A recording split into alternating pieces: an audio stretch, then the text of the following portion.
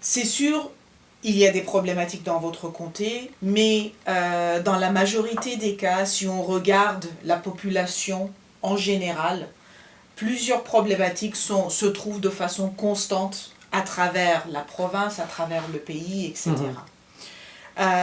Si on regardait les gros questions que les gens se posent, essayons de les diviser petit à petit. Au niveau de l'économie, c'est un grand souci pour tout le monde, surtout après ce qui est arrivé en 2008. Petit à petit, on recommence à réescalader vers le positif.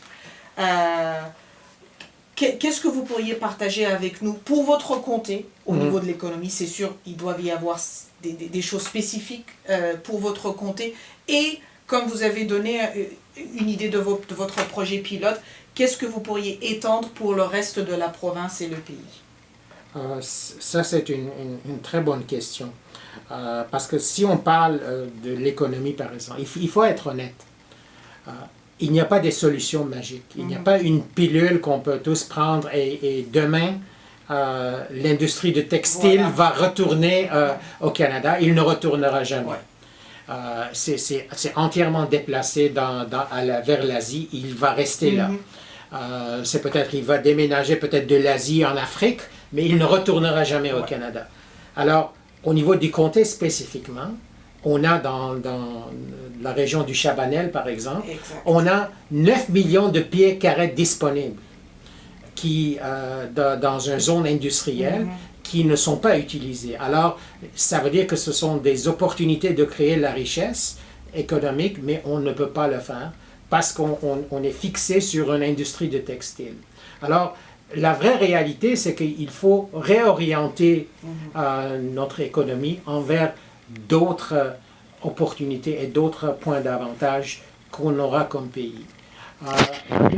Ce sont les économies de la sagesse. Mais ce qui fait, c'est qu'on aura besoin d'avoir des gens éduqués pour avoir l'opportunité de bénéficier de cette économie de sagesse. Or, au Québec, il y a le plus grand taux de délation au niveau scolaire, décrochage scolaire. Alors, ça, on a un problème spécifique. Donc, il faut faire le travail en concertation avec nos collègues provinciales et avec nos collègues municipales et pour essayer de repenser créativement envers ce projet. Moi, je travaille, par exemple, je vais vous donner l'exemple, je travaille dans une entreprise d'innovation et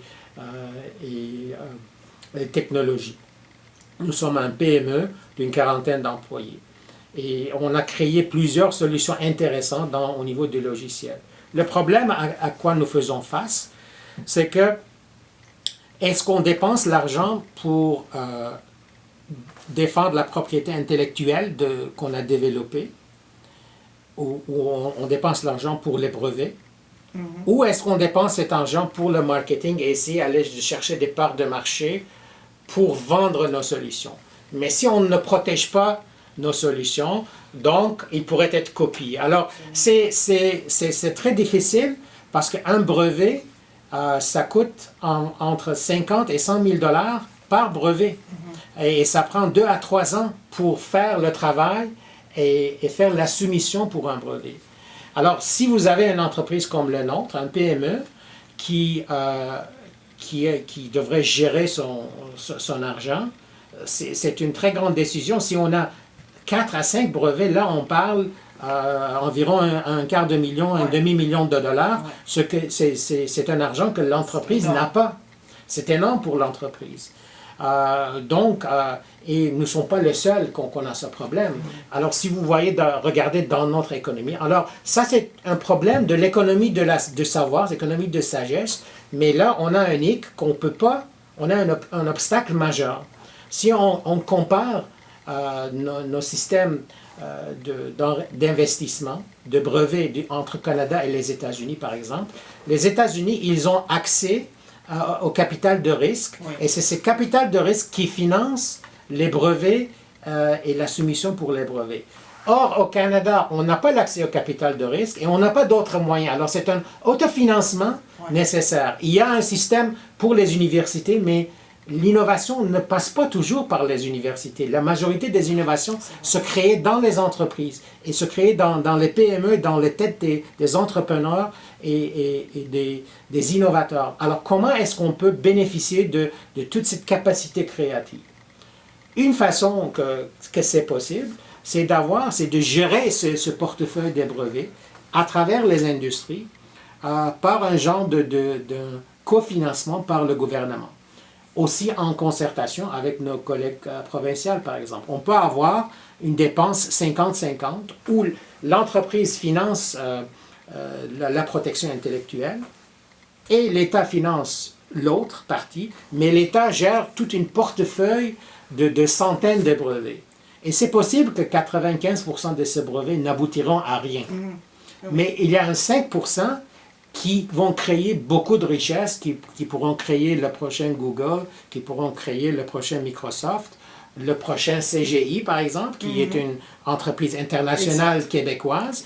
Et là, on pourrait avoir l'entente dès le début. On va financer votre protection intellectuelle, mais on va prendre aussi la moitié de l'argent que vous allez gagner, pas pour les mettre dans nos poches, pour les réinvestir dans le même processus. Donc, mais ça, c'est encore une vision de long terme où ce qu'on fait, le résultat, c'est qu'on donne l'aide créative aux PME et ces PME qui vont créer la richesse eux-mêmes par cette aide. Et c'est ces PME qui vont prendre les places dans la place Chabanel qui pourrait devenir la prochaine centre de l'innovation du Québec. Alors, c'est ça, c'est pas une solution pointue, mais c'est penser avec l'interdépendance de tous ces sujets, comment on pourrait avancer le dossier. Exact.